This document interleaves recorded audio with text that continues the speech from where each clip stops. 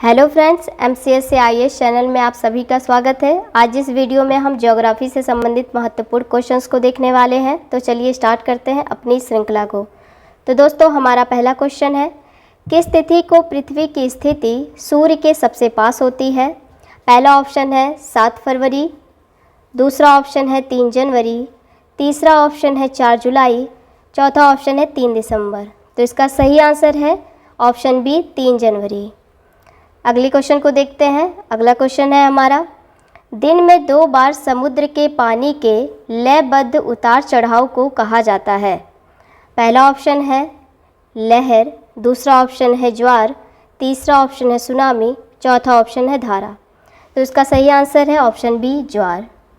देखते हैं अगले प्रश्न को। हमारा अगला प्रश्न है, लीप वर्ष में कितने दिन होते हैं?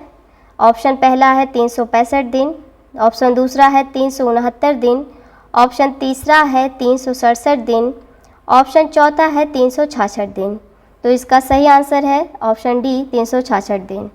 देखते हैं अगले प्रश्न को। हमारा अगला प्रश्न है, 21 जून को दोपहर को सूर्य की स्थिति एकदम सिर के ऊपर कहाँ पर होती है? पहला ऑप्शन है भूमध्य रेखा पर, दूसरा ऑप्शन है 23.5 डिग्री उत्तरी अक्षांश पर, तीसरा ऑप्शन है 23.5 डिग्री दक्षिणी अक्षांश पर और चौथा ऑप्शन है 66.5 डिग्री उत्तरी अक्षांश पर। तो इसका सही उत्तर है ऑप्शन बी 23.5 डिग्री उत्तरी अक्षांश पर। देखते हैं अगले प्रश्न को। अगला प्रश्न है हमारा, निम्नलिखित देशों में से किस एक के देशों में से भूमध्य रेखा गुजरती है? हमारा पहला ऑप्शन है ब्राज़ील, जाम्बिया और मलेशिया, दूसरा ऑप्शन है कोलंबिया, केन्या और इंडोनेशिया, तीसरा ऑप्शन है ब्राज़ील, सूडान और मलेशिया और हमारा चौथा ऑप्शन है वेनेजुएला, इथोपिया और इंडोनेशिया। तो दोस्तों बताइए इसमें कौन सा आंसर सही होगा? तो इसमें ऑप्शन बी जो है वो करेक्ट है, कोलंबिया, केन्या और इंडोनेशिया। देखते हैं अगले प्रश्न को। अगला प्रश्न है हमारा, किसी वस्तु का भार उस समय न्यूनतम होता है जब उसे रखा जाए। कहाँ पर रखा जाए?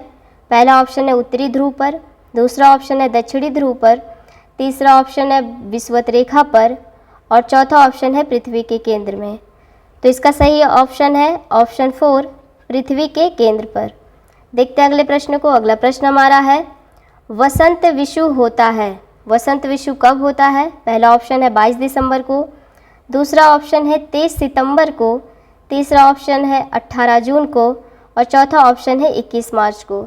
तो बताइए दोस्तों इसमें कौन सा आंसर सही होगा? तो इसमें आंसर 4 जो है वो सही है, 21 मार्च को। देखते हैं हम अगले प्रश्न को। हमारा अगला प्रश्न है, सूर्य ग्रहण कब होता है? तो हमारा पहला ऑप्शन है जब सूर्य और पृथ्वी के बीच चंद्रमा आ जाता है, जब पृथ्वी और चंद्रमा के बीच सूर्य आ जाता है और जब सूर्य और चंद्रमा के बीच पृथ्वी आ जाता है और चौथा है उपयुक्त में से कोई नहीं। तो दोस्तों इसका पहला आंसर सही है, जब सूर्य और पृथ्वी के बीच चंद्रमा आ जाता है। देखते हैं अगले प्रश्न को। हमारा अगला प्रश्न है, ग्रीनविच मीन टाइम यानी कि GMT ग्लोब पर टाइम जोन की शुरुआत का प्रतीक है और किसी भी देश में समय के आगे या पीछे देश के घंटों की संख्या को मापने का समय है। ग्रीनविच निम्नलिखित में से किस शहर के पास स्थित है? तो हमारे ऑप्शंस हैं, पहला ऑप्शन है लंदन, दूसरा है एम्स्टर्डम, तीसरा है शिकागो और चौथा है न्यूयॉर्क। तो इसमें पहला ऑप्शन सही है लंदन। देखते हैं अगले प्रश्न को। हमारा अगला प्रश्न है, अक्षांश का एक वृत्त जो पृथ्वी की भूमध्य रेखीय सतह से 52 डिग्री दक्षिण में है कहलाता है? पहला ऑप्शन है हॉर्स अक्षांश, दूसरा ऑप्शन है शीत अक्षांश, तीसरा ऑप्शन है 52वां इम्प्रिंट, चौथा ऑप्शन है 52वां समानांतर दक्षिण। तो इसका कौन सा ऑप्शन सही है आप लोग बताएंगे? तो इसका ऑप्शन 4 जो है वो सही है, 52वां समानांतर दक्षिण। देखते हैं अगले प्रश्न को। अगला प्रश्न हमारा है, पृथ्वी का विषुवतीय व्यास कितना है? तो ऑप्शन पहला है हमारा 12,756 किलोमीटर, दूसरा ऑप्शन है 13,560 किलोमीटर और तीसरा ऑप्शन है हमारा 13,900 किलोमीटर और हमारा चौथा ऑप्शन है 14,657 किलोमीटर। तो दोस्तों बताइए इसमें कौन सा आंसर सही होगा। तो इसमें आंसर जो है ये पहला सही है, 12,756 किलोमीटर। देखते हैं अगले प्रश्न को। हमारा अगला प्रश्न है, एक अक्षांश डिग्री कितने किलोमीटर को दर्शाता है। तो हमारा ऑप्शन है, पहला ऑप्शन है 111 किलोमीटर, दूसरा ऑप्शन है 141 किलोमीटर, तीसरा ऑप्शन है 161 किलोमीटर और चौथा ऑप्शन है 191 किलोमीटर। तो इसमें ऑप्शन ए जो है वो करेक्ट है, 111 किलोमीटर। देखते हैं अगले प्रश्न को। हमारा अगला प्रश्न है, ग्रीनविच इसके बगल में स्थित है। ऑप्शन है हमारे न्यूयॉर्क, टोक्यो, लंदन, वॉशिंगटन। तो इसमें हमारा पहला ऑप्शन सही है, वो है न्यूयॉर्क। तो बढ़ते हैं अगले प्रश्न की तरफ। हमारा अगला प्रश्न है, पृथ्वी का कठोर बाहरी हिस्सा जिसमें क्रस्ट और बाह्यतम मेंटल शामिल है उसे क्या कहा जाता है। तो हमारे पहले ऑप्शन में है जलमंडल, दूसरे ऑप्शन में है स्थल मंडल, तीसरे ऑप्शन में है जल मंडल और चौथे ऑप्शन में है वायुमंडल। तो दोस्तों बताइए इसमें कौन सा आंसर सही होगा। तो इसमें हमारा आंसर जो है दूसरा सही होगा, वो है स्थल मंडल। बढ़ते हैं अगले प्रश्न की तरफ। हमारा अगला प्रश्न है, पृथ्वी की संरचना में रासायनिक लौह तत्व की कितनी मात्रा होती है।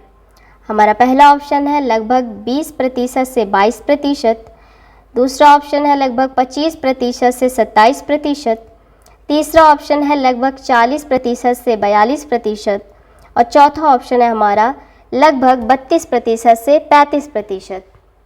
तो दोस्तों बताइए इसमें कौन सा आंसर सही है। तो इसमें ऑप्शन जो है 4 सही है, 32% से 35%। देखते हैं अगले प्रश्न को। हमारा अगला प्रश्न है, पृथ्वी की परपटी का प्रमुख अंश मुख्य रूप में गठित होता है किससे। तो पहला ऑप्शन है ऑक्सीजन और आयरन से, दूसरा ऑप्शन है ऑक्सीजन और सिलिकॉन से, तीसरा ऑप्शन है सिलिकॉन और आयरन से और चौथा ऑप्शन है सिलिकॉन और एल्यूमिनियम से। तो दोस्तों बताइए इसका कौन सा आंसर सही होगा। तो इसका ऑप्शन जो है 4 वो सही है, सिलिका और एल्यूमिनियम से। देखते हैं अगले प्रश्न को। हमारा अगला प्रश्न है, पृथ्वी की सबसे आंतरिक परत को क्या कहते हैं। तो हमारा पहला ऑप्शन है मेंटल, दूसरा ऑप्शन है भूपर्पटी, तीसरा ऑप्शन है क्रूड और चौथा ऑप्शन है इनमें से कोई नहीं। तो इसका राइट आंसर जो है वो ऑप्शन सी सही है, क्रूड। देखते हैं अगले प्रश्न को। हमारा अगला प्रश्न है, किस प्रकार के चट्टान को परतदार चट्टान के नाम से भी जाना जाता है। तो हमारा पहला ऑप्शन है औसादी चट्टान, दूसरा ऑप्शन है रूपांतरित चट्टान, तीसरा ऑप्शन है आग्नेय चट्टान और चौथा ऑप्शन है इनमें से कोई नहीं। तो दोस्तों ये बहुत ही आसान क्वेश्चन है, आप लोग बताएंगे इसमें कौन सा आंसर सही होगा। तो इसमें पहला ऑप्शन जो है वो सही है, औसादी चट्टानें। बढ़ते हैं अगले प्रश्न की तरफ। अगला प्रश्न हमारा है, मेंटल क्षेत्र में किसकी अधिकता पाई जाती है। तो हमारे ऑप्शन में है, पहला ऑप्शन है सिलिका, दूसरा ऑप्शन है मैग्नीशियम, तीसरा ऑप्शन है सिलिका और मैग्नीशियम दोनों, चौथा ऑप्शन है नाइट्रोजन। तो दोस्तों बताइए इसमें कौन सा आंसर सही होगा। इसमें जो ऑप्शन सी है वो सही है, सिलिका और मैग्नीशियम दोनों। देखते हैं अगले प्रश्न को। हमारा अगला प्रश्न है, पृथ्वी का आंतरिक बिंदु कितने किलोमीटर की गहराई पर स्थित है। हमारा पहला ऑप्शन है 5500 किलोमीटर, दूसरा ऑप्शन है 6000 किलोमीटर, तीसरा ऑप्शन है 6378 किलोमीटर और चौथा ऑप्शन है 7000 किलोमीटर। तो दोस्तों इसमें हमारा तीसरा ऑप्शन जो है वो सही है, 6378 किलोमीटर क्षेत्र में जो है हमारी पृथ्वी का आंतरिक बिंदु है। देखते हैं हम अगले प्रश्न को।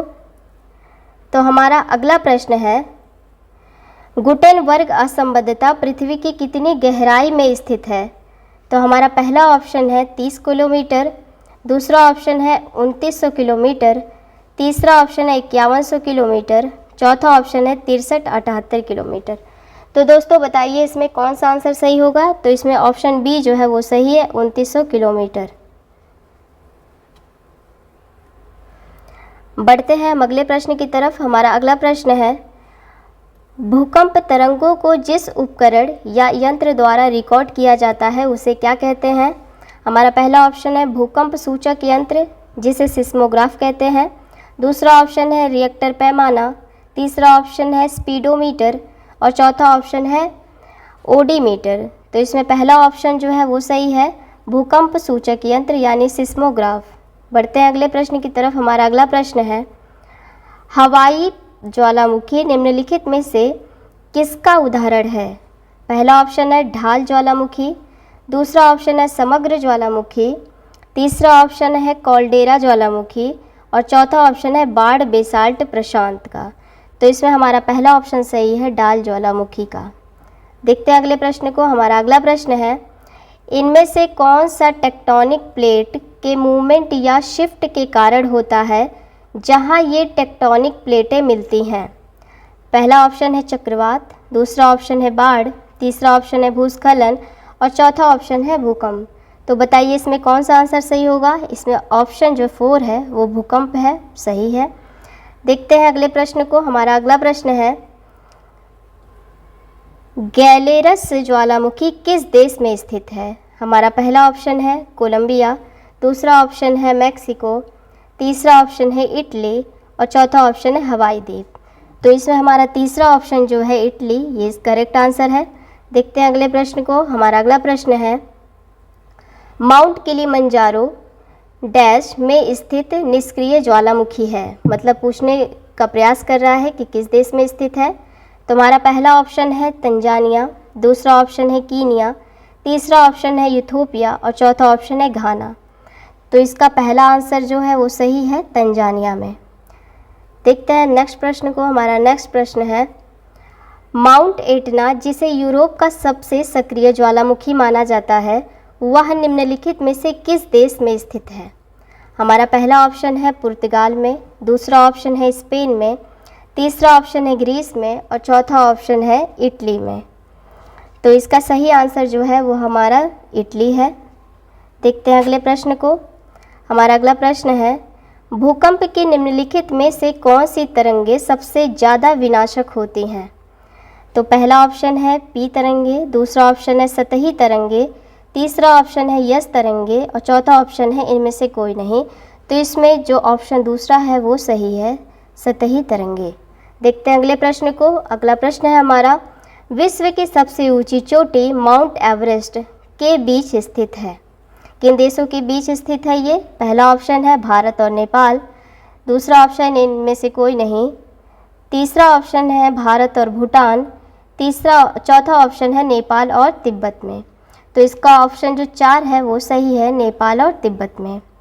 देखते हैं अगले प्रश्न को। और ये हमारा आखिरी प्रश्न है कि एपिसेंटर शब्द का प्रयोग के वर्णन के लिए किया जाता है?